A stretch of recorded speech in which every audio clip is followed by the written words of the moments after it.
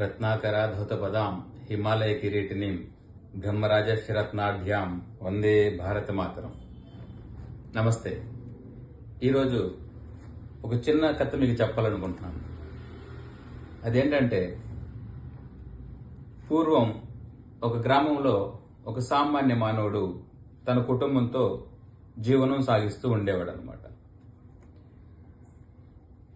బ్రతుకుతూనే ఉండేవాడు, అంత సంతోషంగా బ్రతికేవాడు కాదు. ఎందుకంటే కొంచెం ధన సమస్య ఉండేదనమాట. అనుకున్నవి చేయలేకపోవటము, కొనలేకపోవటము, తినలేకపోవటం ఇలాంటివి ఉండేవి. ఒకనొక రోజు ఆ వైపుగా ఒక మహర్షి పోతూ ఉంటే మహర్షిని ఇలా దగ్గరికి వెళ్ళేసి ఇలా అడిగారు, అయ్యా, నాకు ధన మార్గమును ఏమైనా సూచించండి అనేసి అడిగాడు అనమాట. ఎందుకు నాయనా అంటే, నా పరిస్థితి ఇలా ఉంది, భార్య పిల్లల్ని పోషించలేకపోతున్నాను, ఉన్నదాంతో సంతోషంగా లేను అనేసి చెప్తాడనమాట. మహర్షి ఇలా అంటాడు, ఉన్నదాంట్లో సంతోషంగా ఉండు, చక్కగా భార్య, 2 పిల్లలు ఉన్నారు, ఏదో పని చేసుకుంటున్నావు కదా, రోజులు గడుస్తున్నాయి కదా, సంతోషంగా ఉండు అంటే ఆ సామాన్యుడు వినకుండా కొంచెం మారం చేసి మహర్షిని కొంచెం ఇబ్బంది పెట్టారు. సరే అనేసి మహర్షి కూడా తను బాధను చూసేసి సామాన్యుడి బాధను దూరంగా ఉన్నటువంటి ఒక పెద్ద కొండ గుహలో నిధి ఉందని తన దూరదృష్టితో గమనించి తనకు చెప్తాడనమాట. తర్వాత రోజు ఆ సామాన్యుడు ఆ నిధి వైపుగా తన ప్రయాణాన్ని కొనసాగిస్తాడు. ఒక సంచిలో అన్నాన్ని, మరో సంచిలో జలాన్ని తీసుకొని తన ప్రయాణం మొదలు పెడతాడు. పోతూ పోతూ ఉండగానే మార్గం మధ్యలోనే అన్నము అయిపోతుంది, అలాగనే తను తీసుకెళ్లేటటువంటి ఆ జలము, ఆ నీరు కూడాను అయిపోతుంది. చివరగా ఆ గుహను చేరే సమయానికల్లా 2 సంచులు కూడాను ఖాళీ అయిపోతాయి. సమయానికి వెళ్ళేశాడు, ఆ నిధిని చూశాడు, చాలా ఆనందపడ్డాడు. 2 సంచుల్లో ఆ నిధిని నింపుకొని తిరుగు ప్రయాణం చేయడం మొదలుపెట్టాడు తన గ్రామం వైపుగా. పోతూ పోతూ ఉన్నప్పుడు అన్నము, నీళ్లు 2 అయిపోయాయి.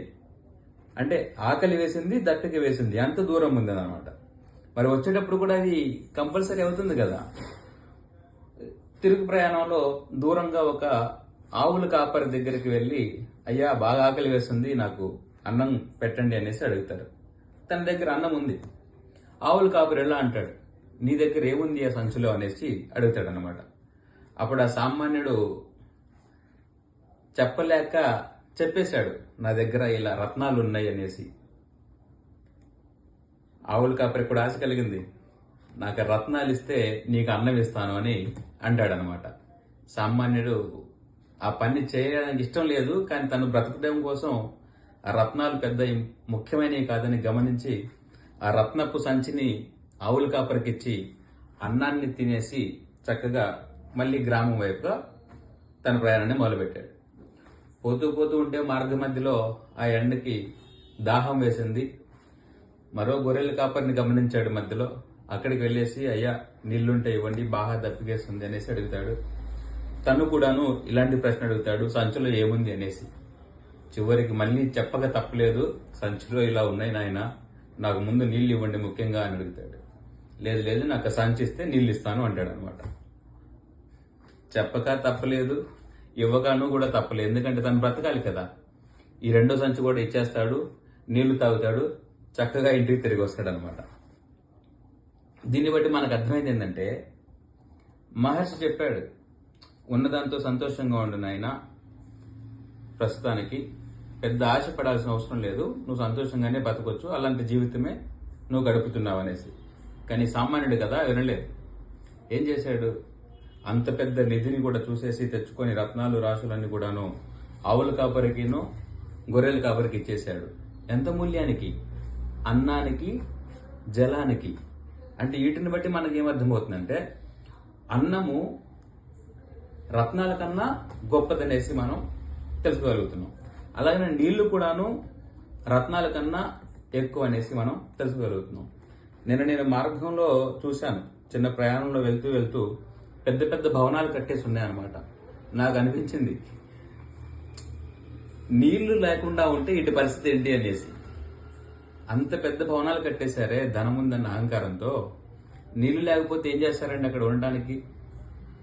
అలాంటప్పుడు అవసరం లేదనిపిస్తుంది అనమాట. సరే, ఆ మహర్షి చెప్పినట్టు తను ఆ మంచి మాట కూడా వినలేదు. చివరికి తను రియలైజ్ అయ్యాడు, ఓకే, ధనము ముఖ్యం కాదు, రాసులు, రత్నాలు, వజ్రాలు, వైడూర్యాలు ముఖ్యం కాదు ఈ భూమి మీద. ముఖ్యమైనవి ఏంటి అంటే జలము, అన్నము, సుభాషితము. అందుకే ఇలా చెప్పారు, పృథివ్యాం త్రీణి రత్నాని జలం, అన్నం, సుభాషితం, మూడై పాషాణ ఖండేషు రత్న సంజ్ఞా విధీయతే. మూడే మూడు రత్నాలు ఉన్నాయి భూమి మీద, జలము, అన్నము, సుభాషితము. కానీ మూర్ఖులైనటువంటి జనాలు రాళ్ళకి రత్నాలని పేరు పెట్టి వాటికి ఎక్కువ గౌరవాన్ని ఇవ్వటం మొదలుపెట్టాం. అలాంటిది వీడి ఇప్పటికైనా అన్నం యొక్క గొప్పతనం, నీటి యొక్క గొప్పతనం, ఒక మంచి మాట యొక్క గొప్పతనం మనం సమాజానికి అందజేయాలని కోరుకుంటున్నాను. నమస్తే.